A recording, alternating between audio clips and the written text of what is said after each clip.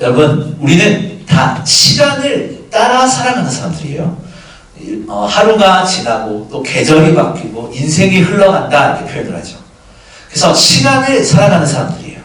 그런데 어떤 사람들은 시간이 흘러가는데도 불구하고 자신의 삶의 모습이 전혀 앞으로 나아가지 않는 것처럼 느껴질 때가 있다는 것이죠.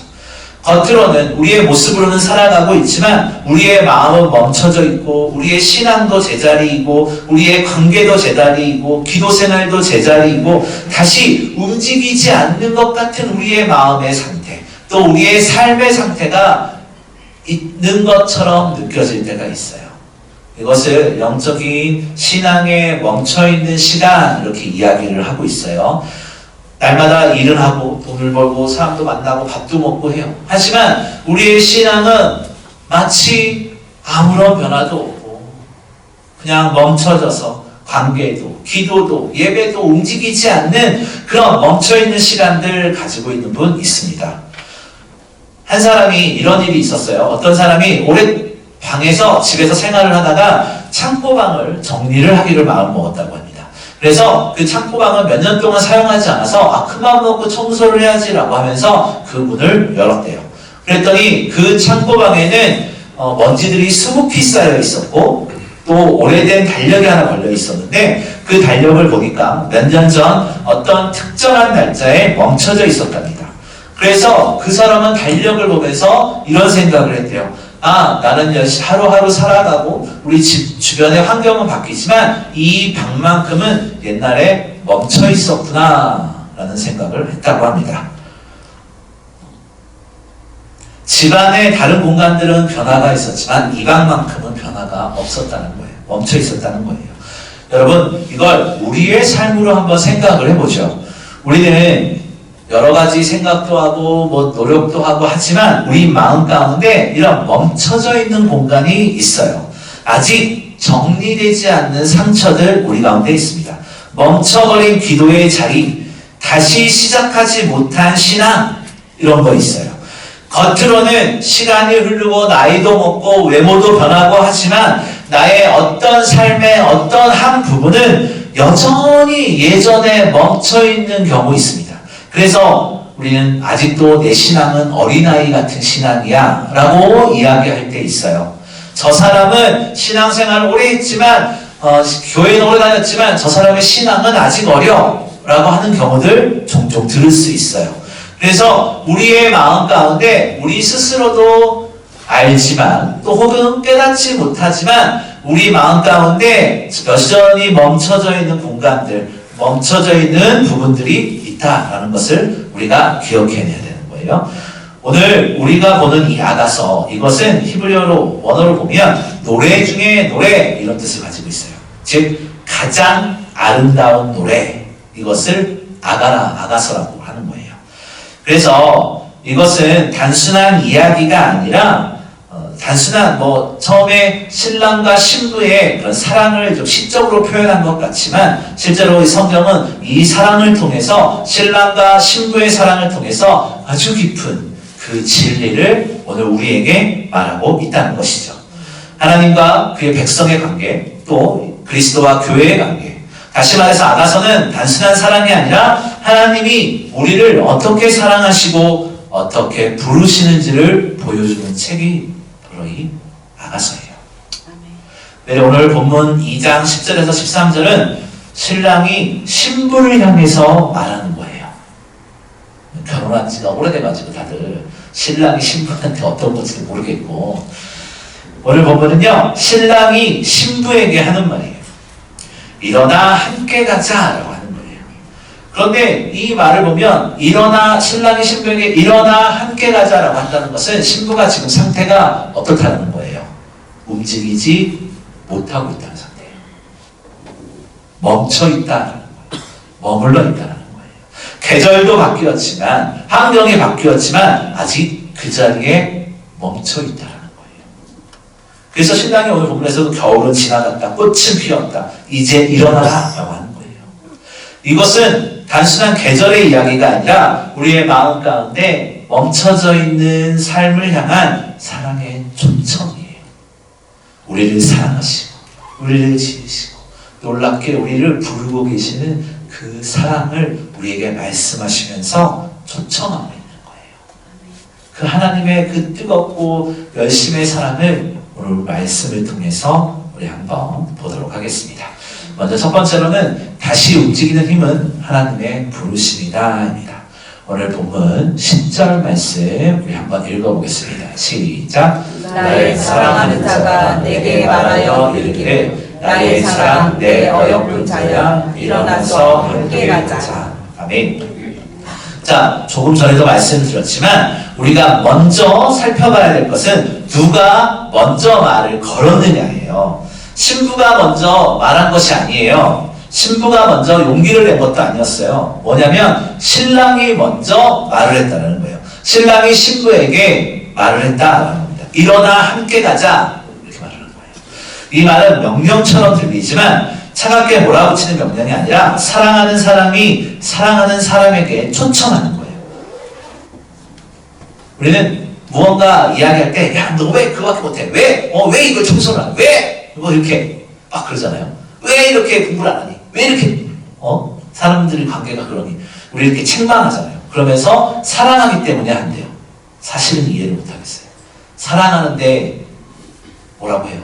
사랑하는데 혼내요. 전하지. 그런데 오늘 본문에서는 그렇게 책망하는 것이 아니에요. 내가 너와 함께 있으니 이제 일어나자라고 하는 거예요. 우리는 여기서 회복의 중요한 원리를 발견하게 돼요. 회복은요, 혼자 힘으로 일어나는 것이 아니에요. 우리는 보통 회복을 어떻게 생각하냐면 내가 마음을 다 잡아야지 일어설 수 있어. 내가 다시 열심히 해야지 회복할 수 있어. 내가 더 강해져야지 회복할 수 있어. 내가 된다면 나는 회복할 수 있어. 이렇게 생각을 해요. 물론 그 결단 매우 중요해요. 노력도 필요해요. 하지만 성경이 말하는 성경에서 말하는 그 회복의 시작은 그것보다 먼저라는 거예요. 이게 무슨 얘기냐면 회복은 하나님이 먼저 찾아오시고 먼저 말씀하시고 먼저 불러주실 때 시작된다는 거예요. 아멘. 여러분 제가 누구 집사님이라고 하면 네 목사님 할 거 아니에요. 제가 그냥 있는데 제가 부르지도 않았는데 왜요 목사님? 그러면 제가 뭐야? 왜? 뭐 무슨 일이야? 이럴 거 아니겠어요? 회복이라는 것은 그 반응을 전제하고 있는 거거든요. 특별히 성경에서 말하는 회복은 하나님이 먼저 찾아오시고 먼저 말씀하시고 먼저 불러주셨다라는 것이에요. 하나님께서 우리에게 이 아가서 2장 말씀을 통해서 우리에게 말씀하시는 것은 사랑하는 누구야? 내가 너한테 말하는데 나의 사랑, 나의 어여쁜 누구야? 일어나서 함께 가자라고 하는 거예요. 하나님께서 먼저 불러주실 때 우리의 회복이 시작되는 거예요. 창세기를 보면요. 아담이 범죄해요. 그리고 숨었을 때 하나님께서 뭐라고 하세요? 먼저 찾아오셔서 부르시잖아요. 아담아 네가 어디 있느냐? 라고 하시잖아요. 엘리야는 어떻습니까? 로뎀나무 아래 쓰러져 있을 때에도 하나님이 찾아오셨어요. 그리고 그를 먹이시고 쉬게 하시고 말씀하시면서 회복해 하셨잖아요. 어디 그뿐입니까? 신약을 좀 보죠. 베드로가 예수님을 세 번 부인하고 그의 마음과 삶의 모든 기준이 무너져서 숨어 있을 때 부활하신 주님이 먼저 찾아오셨잖아요. 그러면서 네가 나를 사랑하느냐? 요한에게 시몬아 네가 나를 사랑하느냐? 물어보시잖아요. 이것이 하나님의 회복의 방식이에요. 아멘. 무너진 사람을 향해서 네가 알아서 올라와라 하지 않으세요. 멈춰있는 자리까지 찾아오셔서 먼저 말을 건네시는 분이에요. 어떻게? 일어나서 함께 가자라고 하십니다. 하나님은 우리가 완전히 준비된 다음에 부르시는 분이 아니에요. 우리가 아직 힘이 없을 때, 아직 마음이 식어 있을 때, 아직 겨울 같은 시간을 지나고 있을 때 바로 그 자리에서 부르시는 겁니다. 왜냐하면 하나님께서 우리에게 주시는 회복은요, 우리의 자격과 우리의 능력에서 시작되는 것이 아니에요. 우리의 자격에서 만일에 회복의 은혜가 시작된다면 우리는 그 자격증이 뭔지는 모르겠지만 따야겠죠. 하나님의 회복이 우리의 능력에서 시작된다면 우리는 능력을 갖추기 위해서 노력해야 돼요. 하나님의 회복이 내 무언가 가지고 있는 것이 많은 것으로 책정이 된다면, 기준이 된다면 우리는 더 많이 갖기 위해서 노력해야 돼요. 그래서 우리는 하나님께서는 우리가 완전히 준비된 다음에 부르시는 분이 아니라는 겁니다. 하나님의 부르심은 그래서 부담이 아니라 은혜라고 하는 거예요. 누군가가 날 부르면 뭘 시킬까? 왜 그러지? 이런 것이 아니라, 그런 부담이 아니라 은혜라는 거예요. 하나님의 부르심이 왜 은혜냐면 우리가 자격이 있어서, 능력이 있어서, 가진 것이 많아서가 아니라 부족하고 연약하고 멈춰있는 내 마음 가운데, 내 신앙 가운데 멈춰있는 부분이 있지만 그곳에서 아니야, 괜찮아, 내가 너와 함께 할게, 일어나 함께 가자 라고 하시는 거예요. 아멘. 그래서 우리는 은혜라고 하는 거예요. 아멘. 저는 은혜라는 말만 들어도 가슴이 쿵박쿵박 뛰어요. 어렸을 때부터 그랬어요. 제 이름의 은자가 은혜 은자거든요. 그래서 제 인생에서 은혜라는 단어를 뗄 수가 없어요. 그런데 어느 날 묵상해봤어요. 은혜가 뭘까? 우리는 은혜를 갚는다라고 하잖아요. 하나님께서 나를 구원하셨으니까 내가 어떻게 은혜를 갚아야 될까? 이것을 생각했어요. 그러다 보니 자꾸 무언가를 해내야 된다는 강박이 생기더라고요. 그런데요, 오늘 말씀을 보니까 먼저 말씀하셨어요. 나의 사랑, 나의 어여쁜 자야, 일어나 함께 하자. 우리 그 손 붙들면 되는 거라니까요. 아멘. 어떻게 붙드는지 좀 더 말씀을 통해서 보겠습니다. 두 번째로는 다시 움직이는 힘은 이미 시작된 하나님의 계절이다 입니다.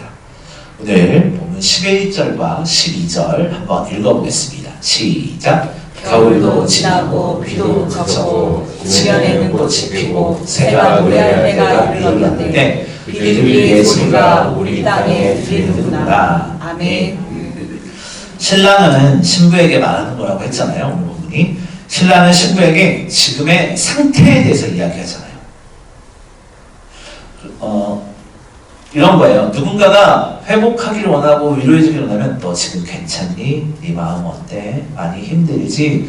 이런 그런 상태에 대해서 질문을 하는 것이 아니라 대신 그렇게 하나님께서 그 신랑은 신부에게 상태와 상황에 대해서 설명하는 것이 아니라 무슨 이야기를 하냐면 겨울은 끝났다. 이제는 꽃이 피는 때다. 이렇게 말하는 거예요. 아멘. 그 차이를 아시겠어요?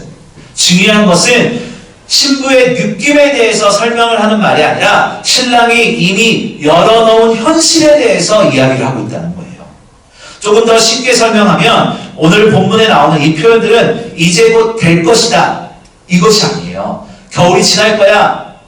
비도 그칠 거야. 꽃이 필 거야. 새가 노래할 거야. 이렇게 말하는 것이 아니라 이미 그렇게 되었다라고 하는 거예요. 아멘.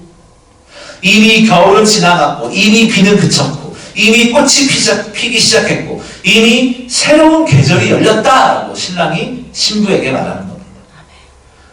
그런데 이 이야기를 하는데 문제가 뭐냐면 이렇게 새로운 시기, 새로운 계절이, 새로운 상황이 열렸는데, 새로운 현실이 열렸는데 신부는 아직 그 계절을 살고 있지 못하다는 거에 문제가 있는 거예요. 어떤 사람이 오랜 시간 힘든 일을 겪었어요. 그래서 한동안 사람을 만나지 않았고 또 마음의 문을 닫고 살았습니다. 시간이 지나고 상황이 많이 변했죠. 상황이 나아졌어요.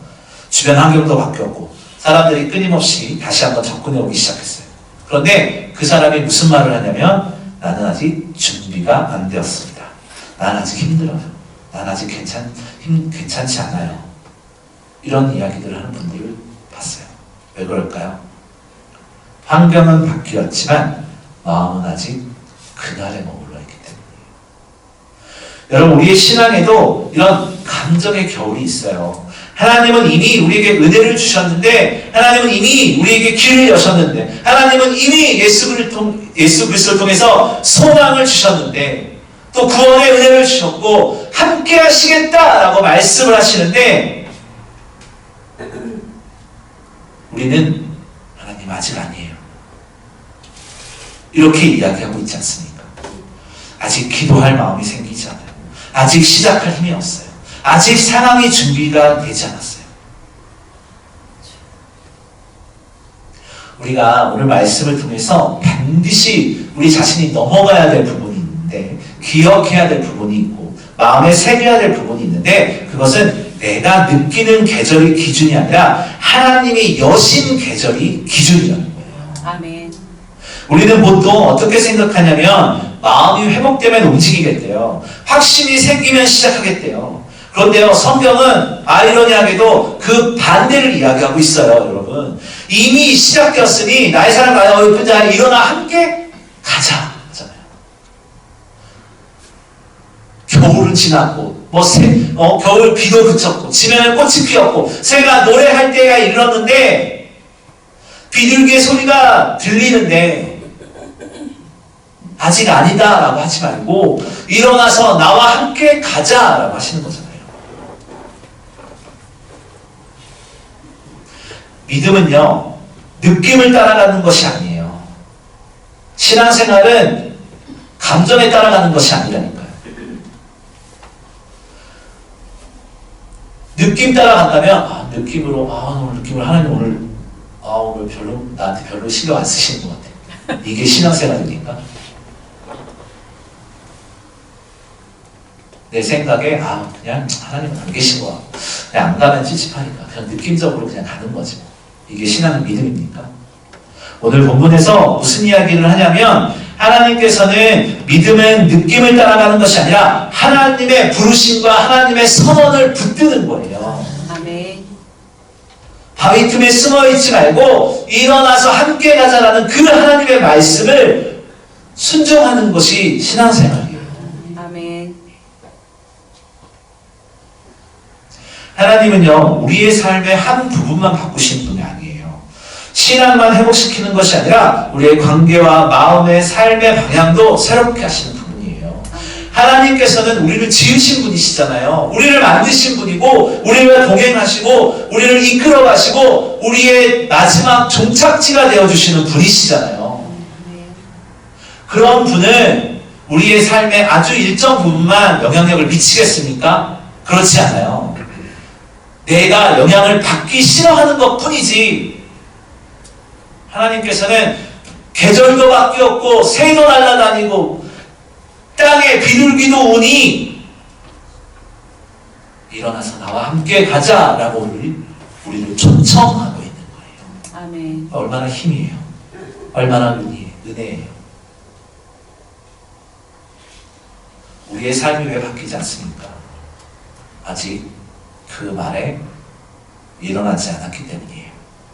하나님이 원하시는 것은 거창한 변화가 아니에요. 다시 무릎을 꿇는 것, 덮어두었던 성경을 다시 여는 것, 멀어졌던 사람에게 한마디 건네는 것, 내려왔던 자리로 한 걸음 돌아가는 것, 이런 것이에요. 하나님은 우리의 작은 마음의 변화를 통해서 우리의 신앙의 시간이 흐르게 하신다라는 겁니다. 아멘. 우리는 이렇게 생각할 수 있어요. 나는 너무 오래 멈춰 있었다라고 생각할 수 있어요. 그렇지 않아요. 하나님께서는 이미 봄이다, 나와 함께 가자라고 하십니다. 그 귀한 은혜가 있기를 주님의 이름으로 소망합니다. 아멘. 한 가지만 더 볼 것은 다시 움직이는 힘은 일어나는 결단이다입니다. 오늘 본문 10절과 13절 한번 읽어보겠습니다. 시작. 나의 사랑하는 자가 내게 말하여 이르기를 나의 사랑 내 어여쁜 자야 일어나서 함께 가자. 무화과 나무에는 푸른 열매가 익었고 포도나무는 꽃을 피워 향기를 더하는구나. 나의 사랑 나의 어여쁜 자야 일어나서 함께 가자. 아멘. 자, 오늘 10절과 13절 이렇게 두 절이에요. 제가 빨갛게 표시를 해놓은 거를 보면 이 10절과 13절에 반복되는 말들이 있어요. 보겠어요? 나의 사랑 내 어여쁜 자야 일어나서 함께 가자, 뭐 이런 거예요. 일어나라라는 것입니다. 하나님께서 가장 중요하게 여기시는 것 한 가지, 바로 일어나라는 거예요. 하나님은 부르시지만 대신 움직이지 않으신다라는 겁니다. 여기서 우리가 기억해야 될 것이 있어요. 하나님의 부르심은요, 반드시 응답을 전제하고 있어요. 여러분, 제가 박수를 치려고 해요. 그런데 이 오른손으로, 이 한쪽 손으로만 박수를 칠 수 있을까요? 아니에요. 이쪽도 같이 이렇게 와줘야 박수를 칠 수가 있는 거예요. 오른손에 대한 왼손의 반응이 있을 때 칠 수가 있는 거예요. 하나님께서 함께 가자, 일어나라 라고 하는 그 부르심에 우리는 반응해야 된다라는 거예요. 그래서 하나님의 부르심은 누군가를 불렀다, 우리를 불렀다라는 것은 그냥 맹목적 없는 울리는 메아리와 같은 것이 아니라 누군가에 대한 응답을 전제하고 있는 거예요. 하나님은 우리를 억지로 끌어내지 않으세요. 강제로 세우시지 않습니다. 왜냐하면 사랑은 강요로 완성되지 않기 때문이에요. 여러분, 제가 누군가를 좋아해요. 만일에 누군가를 좋아했는데 매일같이 찾아가고 쫓아가고 전화하고 문자 보내고 매일 하루 24시간을 그 사람의 집 앞에서 창문만 바라보고 있다라면 그게 사랑입니까? 스토커죠, 스토커. 범죄예요, 범죄. 그래서 하나님의 사랑은 강요로 완성되는 것이 아니에요. 그래서 신랑은 문을 열어두고 가라는 거예요. 함께 가자라는 것이에요. 그러나 마지막 그 한 걸음은 그 신부가 스스로 내딛어야 되는 것이에요. 멈춘 시간은요, 결단으로 흐르는 거예요. 멈춰있는 시간은 저절로 흐르지 않아요. 시간이 지나도, 설교를 들어도, 마음이 조금 흔들려도 일어나지 않으면 아무것도 변하지 않아요. 여러분, 하나님의 말씀을 읽고 아, 그렇구나, 좋다, 여기서 끝나면 아무 변화가 일어나지 않아요. 아무리 찬양을, 좋은 찬양을 듣고 눈물을 한 바가지를 흘리고 그래도 내가 결단하여 움직이지 않으면 아무 변화가 일어나지 않습니다. 변화는 움직일 때 시작되는 거예요. 아멘. 여러분, 제가 만일에 이제 운동을 시작해야겠다, 더 건강해지기 위해서 운동해야지 라고 마음을 먹었을 때 뭐 유튜브도 찾아보고 운동법도 책을 사다 공부하고 운동화도 좋은 걸로 사고 계획도 무슨 대회 나가는 사람처럼 계획을 치밀하게 세워요. 그런데 여기까지만 하면요, 몸에 변화가 일어나지 않아요. 아무리 좋은 운동화를 신고 아무리 좋은 사람의 그 계획표를 따라하고 아무리 좋은 운동법으로 공부를 한다고 해도 변화가 일어나지 않아요. 언제 변화가 일어나냐면 처음으로 몸을 움직이는 그 순간 변화가 시작된다는 거예요. 아멘. 아무리 내가 이제부터 살 빼야지 라고 해요. 그런데 여전히 나는 많이 먹고 있어. 머릿속으로만 생각한다고 해서 살이 빠집니까? 진정한 변화는 운동을 하면서 먹는 걸 줄인다거나 이럴 때 변화가 일어나는 거예요. 우리의 신앙도 마찬가지예요, 여러분. 하나님의 말씀을 읽고 거기서 끝내지 마세요. 예배하고 기도하고 거기서 끝내지 마시라는 얘기예요. 우리의 관계에서, 우리의 삶에서, 우리의 가정에서 하나라도 실천해 보세요. 아멘. 오늘 본문에서 하나님은 나의 사랑, 나의 어여쁜 자야, 일어나 함께 가자 라고 할 때 신부가 멈춰 있으면 어떻게 되겠어요? 물론 변화가 일어나죠. 하지만 그가 바위 틈으로 머리를 들고 신랑을 쳐다보고 일어나 손을 잡았을 때 이 여인의 변화가 있었던 것처럼 오늘 하나님께서 말씀을 통해서, 예배를 통해서, 삶의 모든 것들을 통해서 함께 가자라고 할 때 아멘 하면서 그 말씀을 살아낼 때 진정한 변화가 일어나는 거예요. 아멘.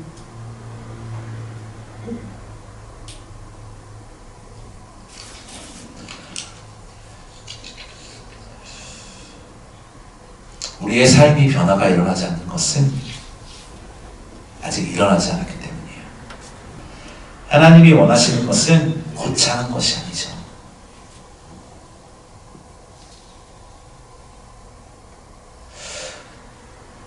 우리가 주님의 말씀을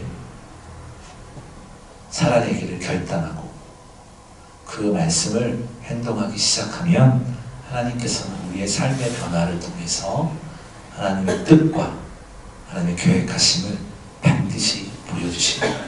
아멘.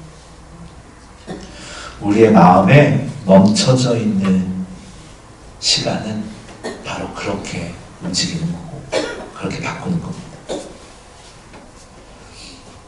말씀의 결론을 내리도록 하겠습니다. 여러분, 오늘 본문은 단순히 계절의 변화를 노래하는 시가 아니라 지금도 우리를 향해 들려오는 하나님의 살아있는 초청이에요. 아멘. 하나님이 우리를 사랑하셔서 초청하시는 겁니다. 요한복음 3장 16절을 보면 하나님이 세상을 이처럼 사랑하사 독생자를 주셨으니 이는 저를 믿는 자마다 멸망치 않고 영생을 얻게 하려 하심이라 하셨어요. 아멘. 이처럼의 사랑이 우리를 초대하고 있는 거예요.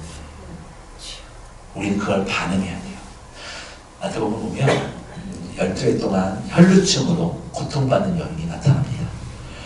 근데 그 여인이 어느 날은 예수님에 대한 이야기를 들어요. 예수님이 병을 고쳐주신단다. 뭔가 이적을 일으킨단다. 대단한 분이라더라. 이 얘기를 듣게 돼요. 그러자 이 혈루병을 이 여인이 예수님을 만나면 자기의 병이 나을 것 같은 거예요.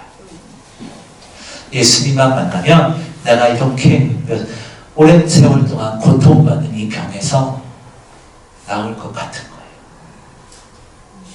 그런데 사람들이 너무 많아서 예수님을 만날 수가 없는 거예요. 그 당시에 혈루병은 일반적인 사람들과 함께 먹고 마시며 살 수가 없었어요. 손가락질 받고 저주를 받았다. 저주받은 인생이다 라고 손가락질 하던 사람들이 나병 환자들, 혈루병 걸린 여인들, 이런 사람들이었어요. 이 여인은 자신의 삶을 변화하기 위해서 예수님 앞에 다가갑니다. 사람이 너무 많아서 예수님을 만날 수가 없지만 내가 그의 옷자락만이라도 잡으면, 옷자락만이라도 만지면 나을 것 같은 거예요. 그래서 목숨을 걸고 사람들을 해치며 들어갑니다.